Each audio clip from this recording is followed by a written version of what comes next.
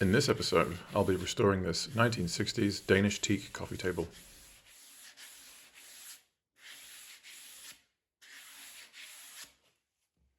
This is really just something I picked up from a local guy who does estate clearances.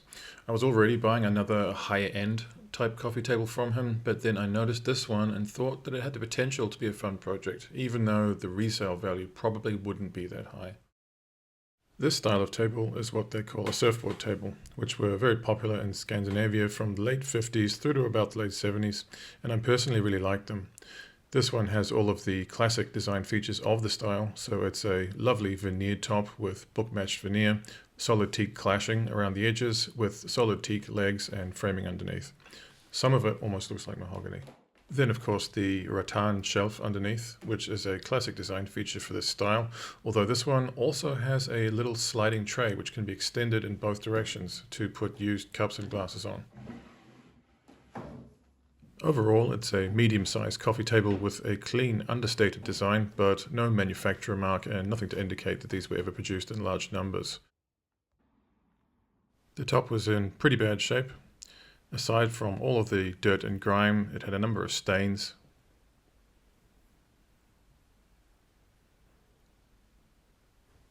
Some general scratching and scuffing.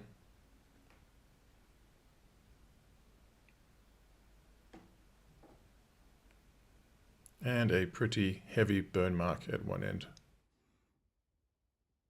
The first job, though, was to address some damage that I had noticed on the underside, where the drawer runner for the little sliding tray had been split. The crack was only about 15 centimeters long, though, and so after working a bit of wood glue into it, I got a few small clamps and tightened them up until the glue squeezed out. After leaving the glue to dry overnight, I returned the next day to remove the clamps before removing the sliding tray itself in order to work on both the tray and the runners. I just used a combination of chisel and metal spatula to gently work the nails and the glue loose without causing too much damage to the underside.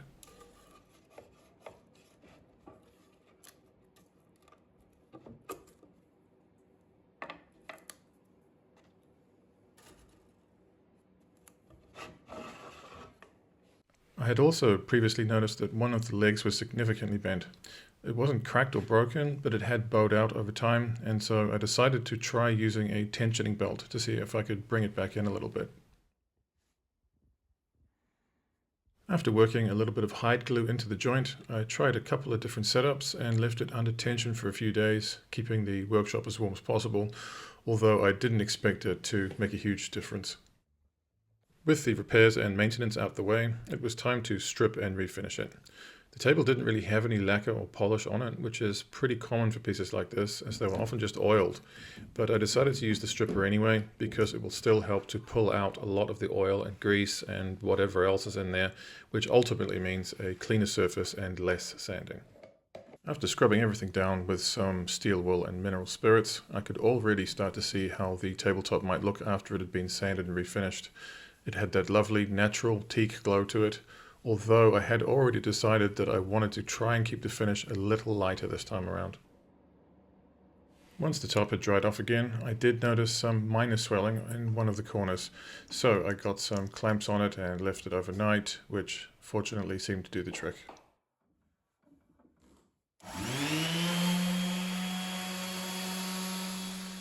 Next job was a scuff sand using 150 grit pads on the machine. This was just to take off the very top layer and open up the surface for bleaching. I could see no evidence that the table had ever been sanded or refinished before, and so I wasn't too worried about using the orbital on the veneered top. As always, you just have to be extra careful around the edges to avoid sanding through the veneer. I also did a little bit of hand sanding with 180 grit paper along the solid wood clashing. This was really just to take off the top layer and prepare the wood for steaming later on. My intention with the oxalic acid was really just to bleach out the burn mark at the end, but in order to keep everything consistent, you really have to apply the solution pretty evenly over the entire surface. This is less of an issue when you're using oil-based wood stains like I do, but I wouldn't want to risk creating a color mismatch. All that being said, When it became clear that the oxalic acid was not really having any effect on the burn mark, I decided to just try pouring it on the area in question to try and get a concentrated effect. This is risky business, as it can obviously cause swelling in the substrate if it gets under the veneer, but I have done it successfully before, and so I thought I'd give it another try here.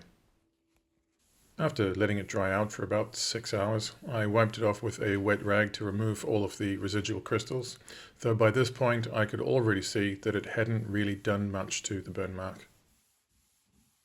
What it had done though was gotten under the veneer and caused the pressed wood substrate to swell up, creating a hard lump underneath the stain which would have been glaringly obvious once the final finish was on.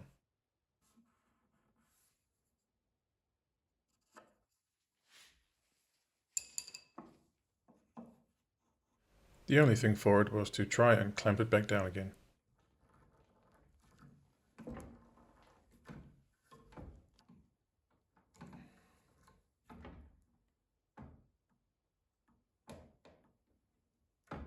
Shout out to Uncle Terry on that one.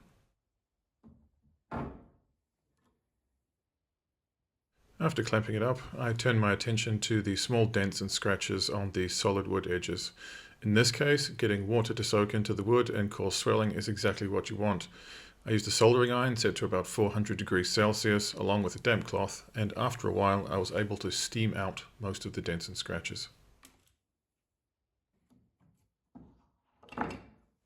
After leaving the clamp in place overnight, I returned to find it almost perfectly flat again. In fact, the veneer had sunken just slightly lower than the solid wood clashing, but this is a much better problem to have than if it's the other way around. It was now time to start the final sand, but before starting work on the legs, I needed to take the tensioning belt off. As expected, the bend was still there, but I feel it was definitely a bit better than it was before. In any case, there was nothing more that could be done about it, and so I had to just move on. After that, it was really a case of giving the legs a quick scuff sand with 180 grit sandpaper. They were in pretty good shape, though there were a couple of areas with some significant dents and gouges that would have been very difficult to sand out, and so I decided to get out the iron and try to steam them out first.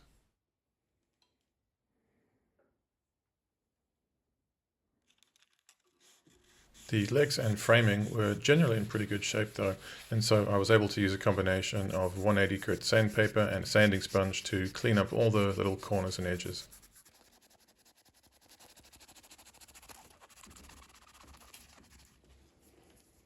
Before starting work on the top, I needed to stain the legs and the bottom. In this case, I wanted to keep the color a little lighter and more towards golden than the classic deep orange teak that I would normally go for. So I used the same outdoor teak stain that I would normally use on a teak piece, but this time thinned down with mineral spirits to about 30%. I then shifted my attention back towards the top, and in particular the nasty burn mark that I had not been able to remove. I tried a quick pass on the orbital before switching to sandpaper, but it really wasn't doing much, and if I'd continued trying to sand it out, I would have ended up going through the veneer.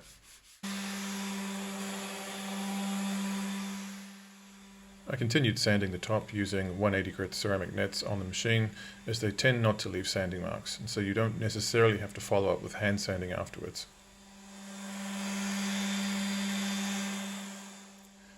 The edges will obviously always need to be done by hand though.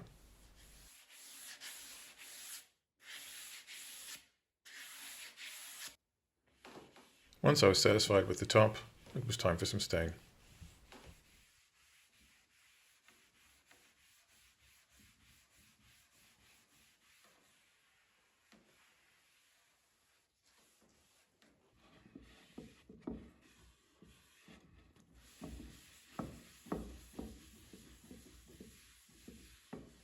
After letting the stain dry out overnight, I flipped the table over again and put some polish on the legs.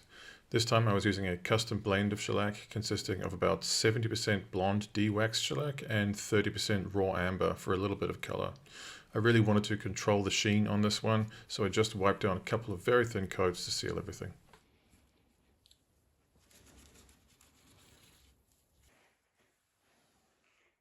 Flipping it over to polish the top, it was the same story.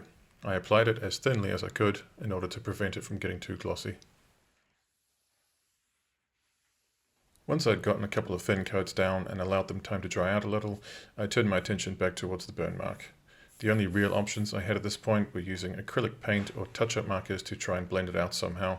This is typically a long and intensive process with a lot of trial and error, and this time was no exception. The problem is always the same. What looks good from one angle looks terrible from another, and the lighter the surface you're working on is, the more difficult it becomes to blend everything in. In the end though, rather than trying to make such a dark stain disappear completely, the better option was to simply make it look like it belonged there. It was still far from perfect, and it was definitely not the best touch-up I've ever done, but it wasn't the worst either. After putting on another coat of shellac to seal in the ink from the touch-up, I let it dry before giving it a sand with a 320 grit sanding sponge.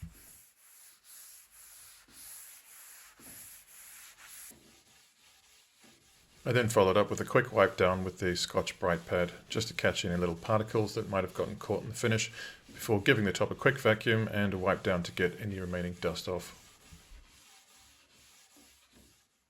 Now it was time for the top coat. On this project, I once again decided to go for the Waterlock's original tung oil varnish. It offers that little bit of extra durability that you'd want on something like a coffee table, and I feel it works really well with the shellac.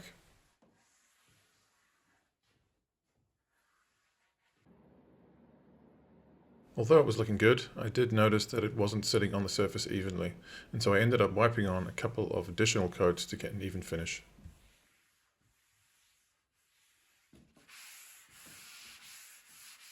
After letting everything dry out for about 24 hours, I returned to do another quick sand with 320, basically just to smooth off the top coat and bring down the overall sheen of the finish before the final coat of wax was applied.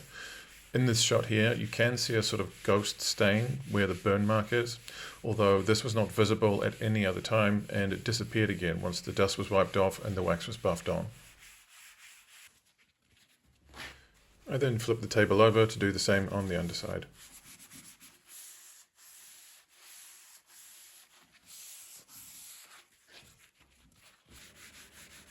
Followed by the sliding tray, which I then followed up on with some brie wax.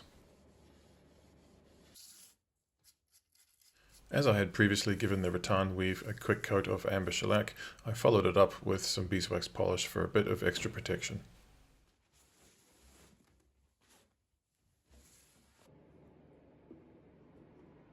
I then reinstalled the stopper on the sliding tray. In this case, I actually just used the original nails and some fresh glue, which was perfectly adequate for a component like this.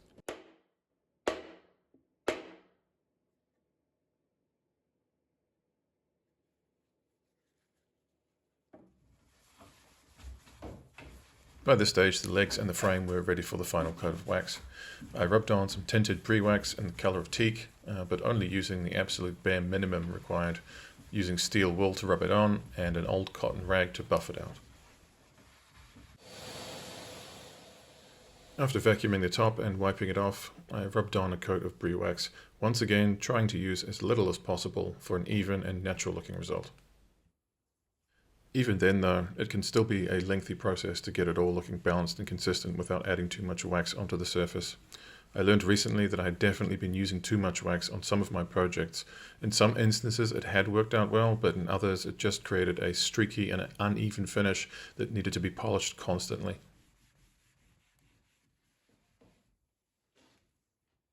In this case though, everything was looking good, and this was the last step in the process, so feel free to let me know what you think.